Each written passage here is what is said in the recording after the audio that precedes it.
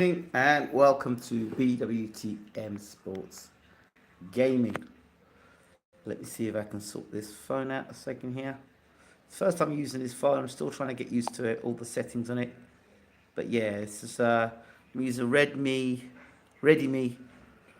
11, or not 11 Pro 12. In fact, Pro 12 is pretty good. The camera's pretty good on it, but at the moment it seems to be a bit bright. I need to kind of make some adjustments on it. I'm just looking to do this video for its first time. So let me see if I can change the light on this night. Not, I'll sit back and try and just do this video with you. So these are my thoughts now. I haven't done settings for the camera, and eventually I'm going to get around to doing it to get this. I think the contrast is a bit too much. Anyway, so I kind of feel with this video that I'm kind of repeating myself. The things I said 3-4 years ago, I'm coming back and having to say them again about Anthony Joshua. Remember when I was saying about Anthony Joshua and Rob McCracken? And I said, well, even Lennox Lewis said that, and Rob McCracken's done a good job with Anthony Joshua. Now he needs to move on and get a top quality coach, like a heavyweight coach, and I always said that Robert Garcia was a terrible choice for Anthony Joshua. I sent a message to Joshua on my videos and said that Garcia was a terrible choice. There were idiots on here that were saying that Garcia is good because Anthony Joshua is going to try and bum rush Alexander Usyk. That was never going to work. That was never going to work because if you look at the first fight, when Joshua tried to apply pressure on Usyk, he got hit with a shot. Got hit with a left hand, and almost like Usyk was walking Joshua. So if he was going to put pressure on Usyk, it had been applied pressure, not just running straight at Usyk. Those people who said that Anthony Joshua, the old Anthony Joshua, would have beaten Alexander Usyk, don't know what they talk. They don't know what they talk about boxing. They're just talking utter rubbish. Spencer Oliver being one of them. We want the more explosive Anthony Joshua, the one before he fought Andy Ruiz. You mean the guy that was still on the road gaining experience, the guy who was a world champion but didn't have enough experience. You're the same people that were saying that Joshua didn't have enough experience before he was going against Klitschko. But the same people are saying that same Joshua would have beaten Alexander Usyk. Well, the Klitschko himself was gun shy and been out of the ring for God knows how many years, retired. I don't understand you people. I don't understand why you people still have a voice in boxing, because countless of times you've been exposed over and over again for the absolute rubbish you talk. Joshua himself has said that, that wrecking machine who was knocking guys out. Who exactly was Joshua knocking out in them days? Before he got chinned by Ruiz. Oh, he knocked out Dillian White, who was injured. He had a shoulder injury going into that fight. I told you all about that. Who Klitschko, who almost got knocked out by Klitschko, boxing that fight in that same way. But Klitschko's poor advice in his corner was his own undoing. That Anthony Joshua is going to go up against Usyk. Usyk would have schooled him. Usyk would have probably knocked him out because he would have run into shots. You can't just, at that level, I can't understand that the primitive, primitive's not even the word, the caveman-like mentality that comes out of some of these people's mouths. How can you go about the business fighting an elite? It means you're not even acknowledging how good a boxer, puncher that Usyk is. Oh, well, Derek Chisora did it. Derek Chisora's got a totally different style.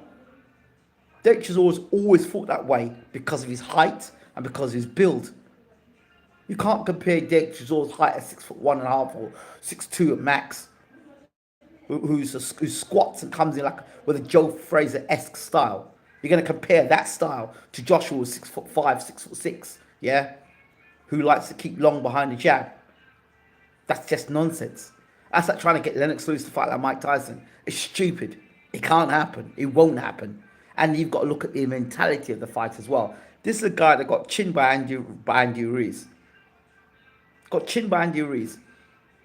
And then in the rematch, even Andy Ruiz was overweight, was still You're trying to fight cautiously.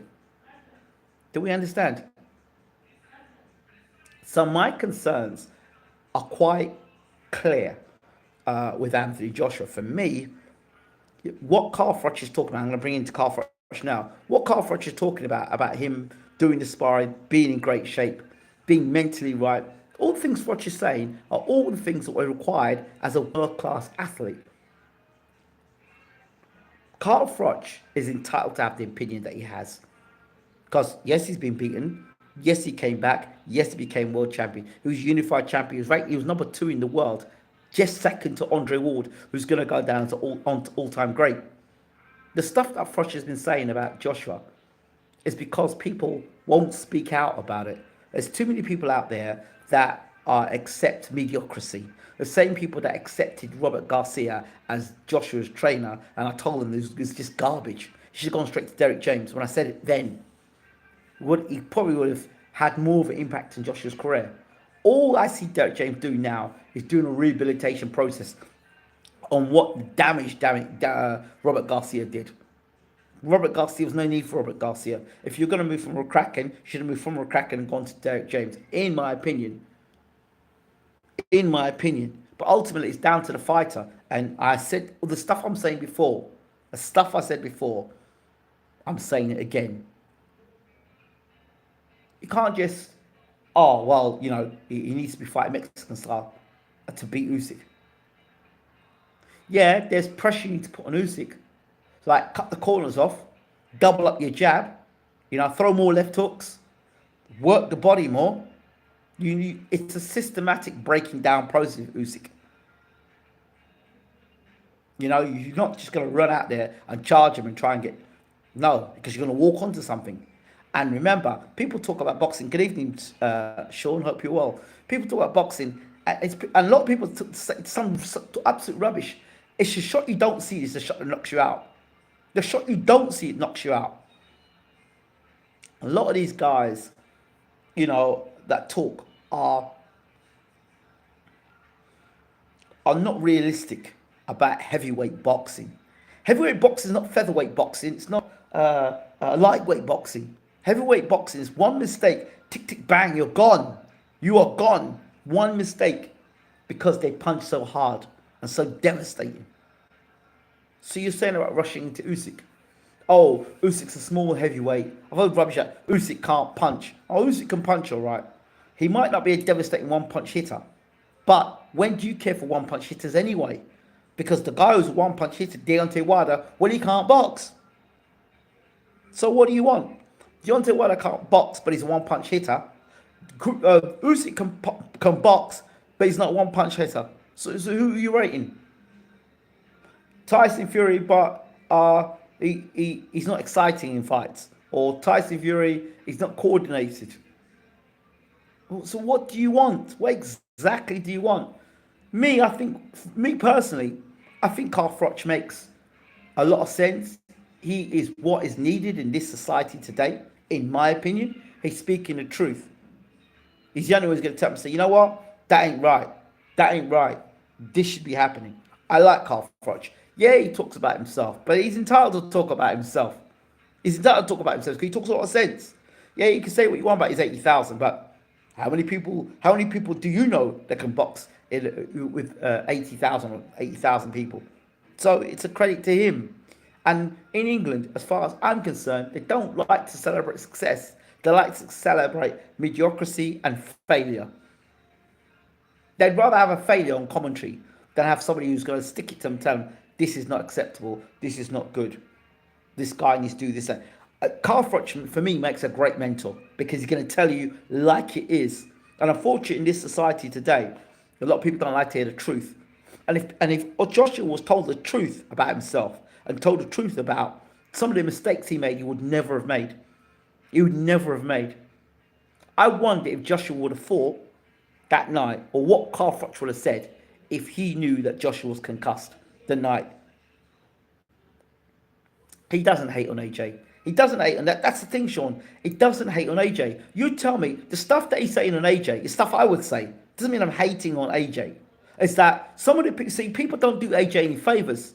Like comments like this, Sean, if they say Do not do AJ any favors. Because I said from day one about AJ and Rob McCracken, I said it from day one. I said he needs to leave Rob McCracken. That was when he was still unbeaten. I actually said he should have left Eddie Hearn after he got the Joseph Parker fight. I said that when he goes to America, it will be a failure when he goes to America. I said these things, and they did not happen. I said to you that Andy Hughes would be the first guy to beat AJ. I warned you all about the left hook. I warned you about the defensive vulnerabilities about AJ. But people wouldn't listen. And if you don't listen, you'll feel. So no, I don't believe AJ hates on Froch hates on AJ. People just don't like to hear the truth. And people don't like to hear the truth. And they will rather see their fighter fail. If you really love your fighter, if you really love AJ, if you really love AJ, if you really care for your fighter, you want the best for your fighter. Can't say you should. Well, all right, let me tell you something. You should have stayed with Rob. Well, tell me what Robert Garcia has done to warrant leaving McCracken. Which heavyweight had he achieved? What did he achieve? What's he done? With that, and think about, he's leaving Rob McCracken, yeah, who took him to become heavyweight champion, and he gained the title again. Now, hold on a second. Let me get something straight here. I don't think Rob McCracken is a bad coach. I don't think Rob McCracken's got any. I don't think he's got, like, okay, I don't know who you are, but I do know what I'm going to do with you. Right. Please, I don't know you from anywhere, so I'll tell you straight. I don't know you, and because I don't know you, and you're not a regular to my channel, don't come up in here and start not even greeting good evening. Don't come up and start chatting rubbish to me, please. Don't. You don't know me from Adam, I don't know you from Adam. So don't start. I'm just not in the mood tonight. Right? If you really care for your fighter, because a lot of people are fake out there, if you really care for somebody, why would you want to see somebody trip up? Why would you want to see somebody fall? Why would you want to see somebody fail? Tell me what Robert Garcia done at heavyweight. Now, I knew for a fact about Derek James because I knew he was a heavyweight. Imagine Derek fighters all lose. Spence loses to Crawford, AJ loses to Wilder, Charlo loses. It happened to the great Freddie Roach. All his fighters got knocked out in 1 year. It was Khan, it was Chavez. There was a whole bunch of them that got knocked out. So it's happened to Freddie Roach. So Michael, know your history. It's happened to Freddie Roach. That doesn't make that trainer a bad trainer. That guy's 2-time or 3-time trainer of the year. Well, I should have one undisputed champion. And if Spence wins, he's got 2 undisputed champions. So I don't want to hear that sort of nonsense. But you see, people love negativity. I'm not here for negativity. I'm here for constructive conversation, not nonsense. Yeah? So what? So what if all the fighters lose? Derek James ain't fighting. So I go back to Derek James. Derek James was a former heavyweight. Derek James was a former heavyweight. So he'd have a lot more experience on his resume than Garcia. And the only person Garcia trained was a journeyman. Fact. Go check it. It was a journeyman heavyweight he trained. And he himself was saying, this is an experiment. This is my first dip into the heavyweight division. That's Robert Garcia himself saying that. And you're doing that when you're trying to win back the heavyweight championship of the world? No. No. And one thing about Derek James, he's a brilliant tactician. He's a brilliant tactician. So he will be educating AJ. And the way AJ is talking now and behaving, he's like a guy who doesn't want to get hit too often. He's like a guy now who wants to get in there, work behind the jab, and he actually is going to try and box more like Lennox Lewis. The same Lennox Lewis that he was saying is a clown is now going to try and box like Lennox Lewis. A lot more grabbing and holding, a lot of using the jab, you know, playing it safe, like the Klitschko's. That's what Joshua's trying to get to. And not be that reckless guy that, you know, when he first started his career. That's called boxing with experience and using your brain. And that's what Derek James is going to. And I said this a while back that Derek James, the way Derek James is going to rub off on AJ, whether it's for the positive or not, I would have thought it would be because Derek James is, for me, and all I've known of Derek, and I've known him off the camera, I call him a dear friend. I consider Derek James to be a philosopher. I would consider Derek James to be somebody who's thoughtful about boxing and will break things down segment by segment by segment. He'll break a fight down and then re-put them back together again. AJ said Rob didn't teach him defense. Funny, Lewis said he should leave Rob. AJ got mad and called him a clown. Who is a clown now? This is exactly what I'm saying, Michael. But these are the things I had said years ago. And the same people were coming on the channel telling me, I'm hating AJ. So, I'm hating AJ when I said he wouldn't do well in America. I'm hating AJ saying he should have left Eddie Hearn. After the Parker fight, I said he should have gone to Al Heyman. That's what I said after the Parker fight. And I said when he leaves Eddie Hearn, he should go with Al Heyman and he should get a trainer. And guess he's ended up training with anyway? An Al Heyman trainer. And who is that? When I say Al Heyman trainer, what I mean is that under that brand, Derek James is under that brand, the PBC. And who's he end up training with now? Derek James. So everything I've said has now turned round and ended up where it is. Either he should have been with Derek James or even a James Ali Bashir. James Ali Bashir was my first pick.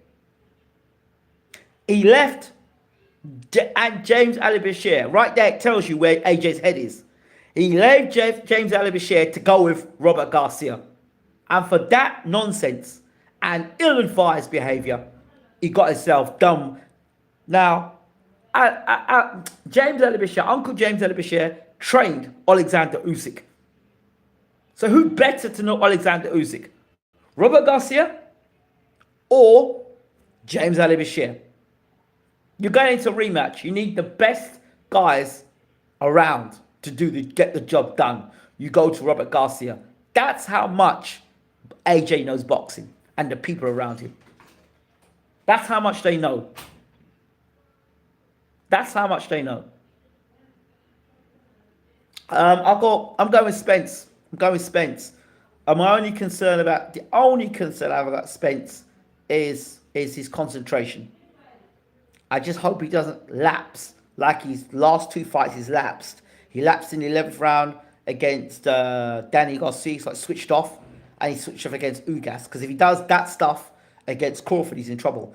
But I think they sparred before.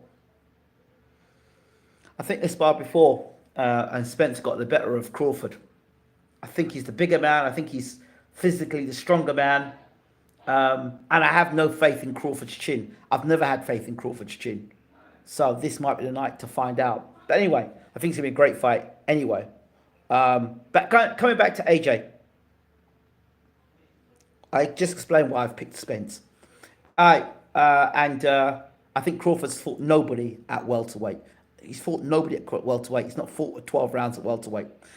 Sometimes I think AJ needs to check his brain and visit hospital because there was no brainer to go with James Elishia. Why go with Robert? I said this before, and I'll keep on saying it. You see, people don't like to hear the truth. I'm not Nostradamus. It's just things you can just see and think, this is nonsense.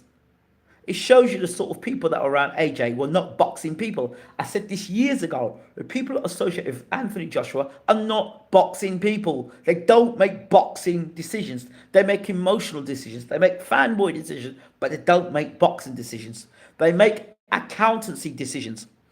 AJ is done at top level. That Wilder fight is marketing. No way in hell he fights Wilder next. Yeah, I would totally agree with you there, Vince. I said that I think AJ's finished at top level. Once a man starts talking about money and doing good business, he's more of a businessman than a boxer. So, I don't know. We count the days of AJ because I'm hearing he's not doing the sparring he should be doing. That's what I've heard. Don't know. But you think Dillian White would be the guy to find whether AJ still wants it. But to be honest, I don't know how much of Dillian White has got left. Yeah, I know that. I've said it already. I've said it so many times on the channel, Sean.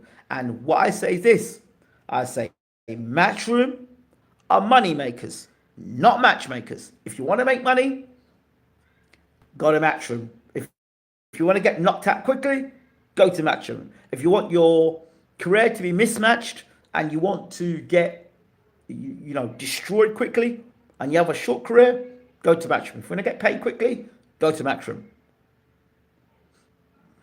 That's how it goes. They're not matchmakers. So AJ's where he is, and the minute they get another big talented heavyweight, they'll probably throw AJ to the wolves. So for me, you know, their fights I'd like to see AJ in. You know, I would rather see Martin Bakoli in the ring against AJ than Dillian White. And if AJ is doing good business, getting sparked by Wilder ends the ability to sell 4 or 5 B-level fights, so they won't fight Wilder. Have you heard anything on Conor Benn? I heard he got stripped by the WBC again of rankings. Do you think AJ Very White will go points or AJ KO? I think points. I don't think I trust AJ. He has no killer instinct.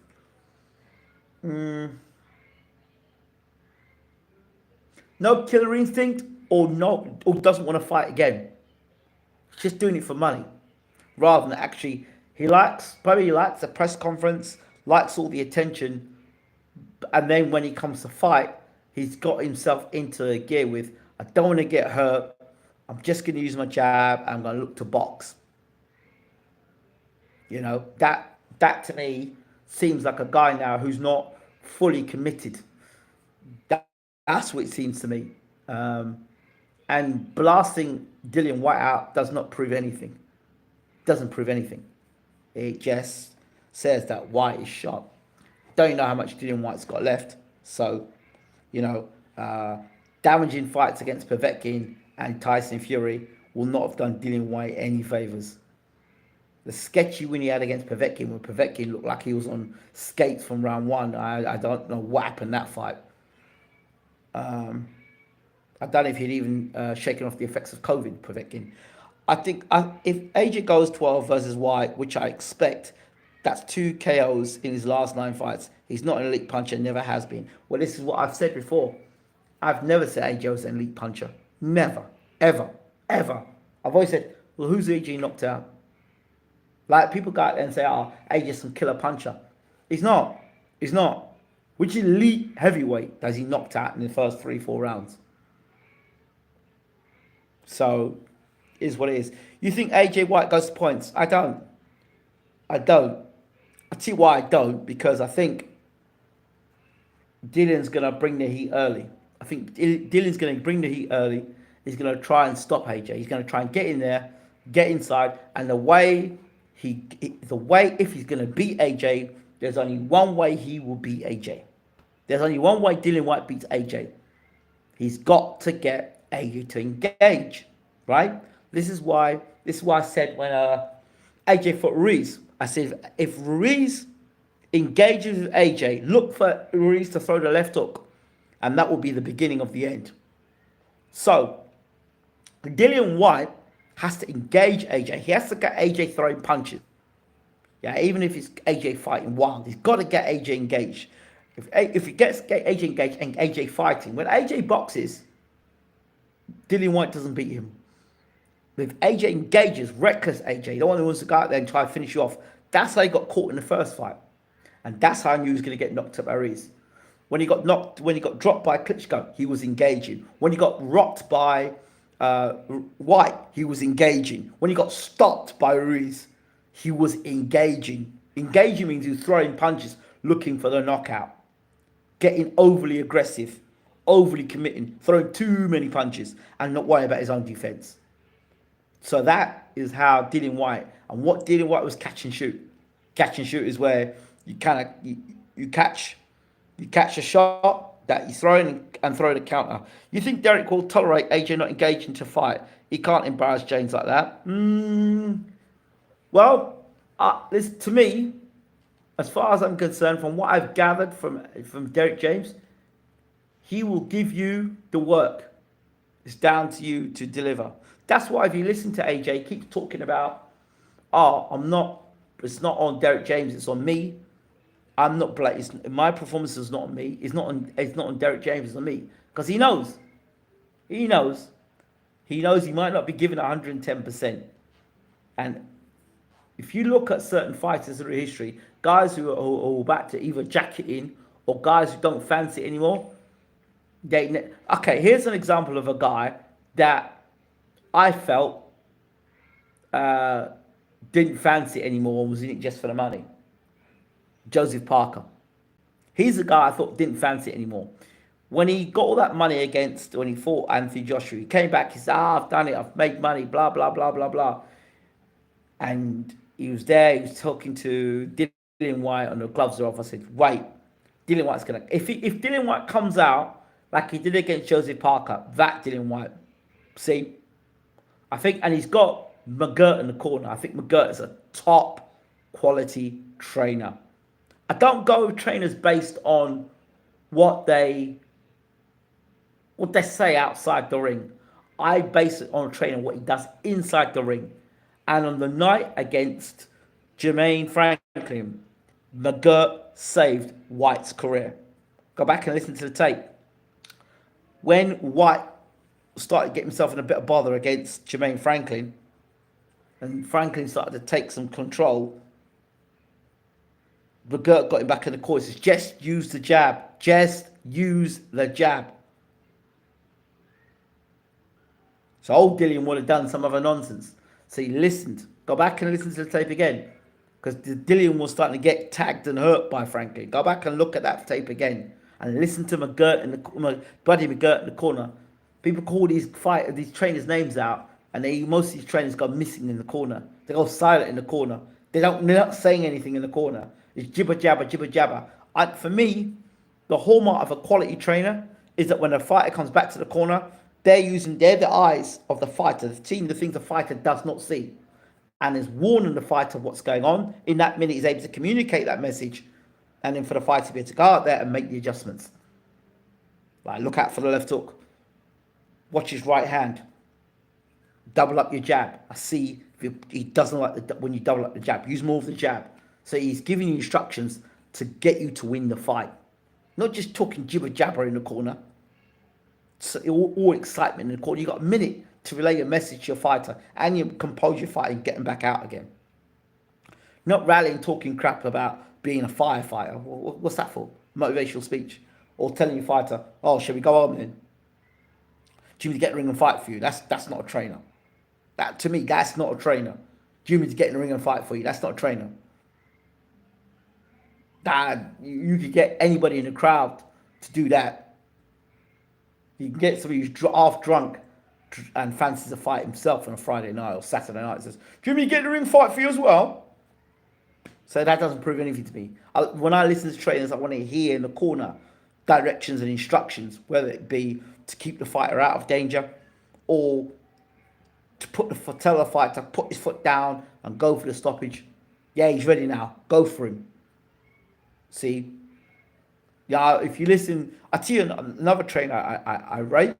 Listen to Boots Ennis' trainer. Listen to what Boots Ennis' trainer was saying in his last fight against Villa. Listen to what he was saying about going to the body. Straight right hand, straight left, straight right hands to the body. Listen to what he was saying. Listen to what he was saying in the corner. This what the trainer does in the corner that matters. So now you've got two American trainers in the corner. You've got Derek James at one end. You've got Buddy McGirt on the other. It's funny how AJ said that, everything's in UK and he's out in America now. It's funny, isn't it? Funny how things turn around. So shout out to Carl Froch. I think Carl Froch is a legend. I think reason why people don't like Carl Froch is because he's a winner. I think the other reason people don't like Carl Froch is because he speaks the truth. I think another reason why people don't like Carl Froch is because it's not Froch. I had the opportunity to meet Carl Froch. I saw his house thanks to Porky back in the day. He took me. We were driving around Nottingham, and he showed me Froch's house. as Froch was doing some extension work. I saw his house. He wasn't in at the time. I know that all Porky loves Froch. But yeah, is he need to be jealous for beautiful wife and kids or girlfriend and kids and I think did he get? I didn't know he got married in the guy's business, but former unified two-time champion, unified champion. Ranked number two. Once he was ranked in the world number one, until Andre Ward obviously came back. Then he was ranked number two in the world, number two to all-time great in Andre Ward. He never got knocked out, never got flattened or ironed out. Fought great fights against Mikkel Kessler, you know, Jermaine Taylor, Pascal. He fought some great fighters. He fought guys that he beat and then came back and became world champions. So, I moved up in weight and became world champion. So, Froch to me is a legend. He might not have, he beat George Groves as well. So, Froch, and then George Groves went on to become world champion. So, Froch for me is a legend. He's a legend. He might not have been the most defensive fighter in the world, but I would run home to watch Carl Froch fight. Wonder if superstition made AJ choose Garcia. His dad's name is Robert Joshua, former trainer Robert McCracken. Then it comes to Garcia. I would probably. Funnier things have happened. And with AJ, you just never know, eh? You just never know. But some very poor decisions in AJ's career, to be honest. So, yeah, those are my thoughts on Froch. And if it were me, I think Froch should open up a school of boxing excellence. And even if he's not a trainer, I think he'd make a great mentor. If they ever had what's that show called again? The Contender. I would have Froch as a trainer on The Contender. He should do another Contender series, and Froch should be one of the trainers. I think he'd do really well. If White beats AJ, you think he retires in the ring? He has to now. Well, I like Froch straightforward. I believe Froch, when he said AJ did his own thing and didn't listen to Rob would have not told AJ that box Usyk. AJ needs a slap. Well, that's AJ trying to listen to Tyson Fury. My deepest apologies. It depends how he loses to Dillian White. If he loses on points, it all depends. But